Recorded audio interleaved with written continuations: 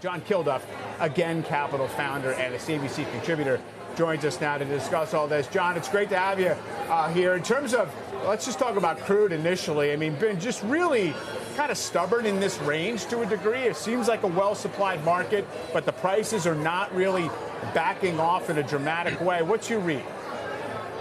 Yeah, it's been a torturous range now for months, Mike, as you point out.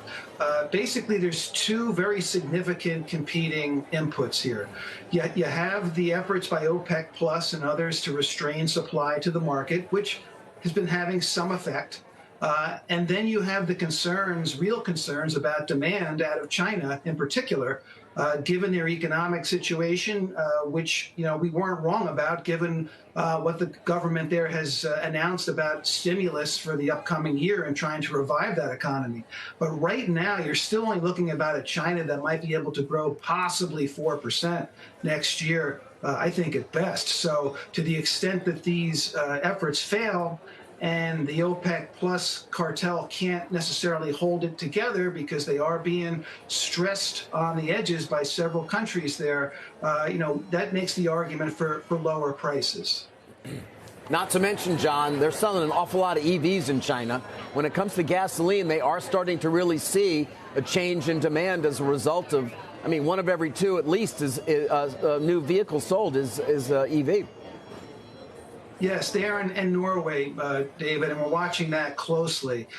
China has sort of indicated that they might have reached peak gasoline demand. We'll have to see. The uptake here, obviously, United States, one of the biggest gasoline consuming countries in the world, not so great, but it's still there. And even here, we have seen weeks in 2024, and now for a while, that gasoline demand is not what it used to be.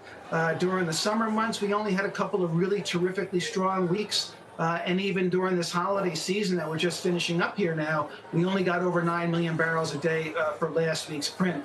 Past the few before that were below that, and it will head back down significantly once we turn the corner here on New Year's. So that, again, will make for a sloppy market, although it looks like we're going to get bailed out a bit on the heating demand side of the equation here over the next couple of weeks. Yeah, all right, well, let's talk. Nat gas, again, we've been showing it up 20% today. What is the overall take here? Ukraine no longer, who knew that they were still allowing and getting paid by the Russians, given what's going on in terms of allowing natural gas to pass through the country? But what are your expectations then? Is this an appropriate move here?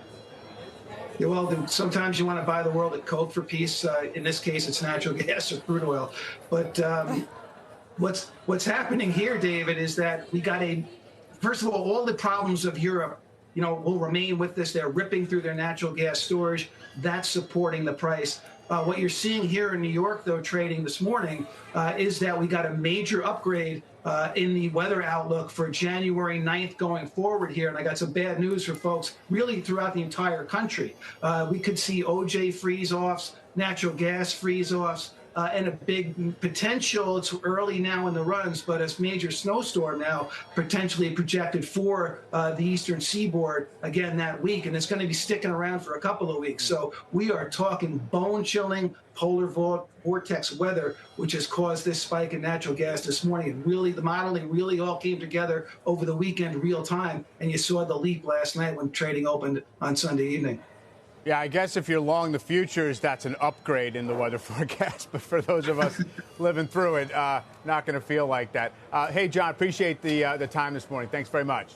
Happy New Year. Thank you all very much. Yep, take care.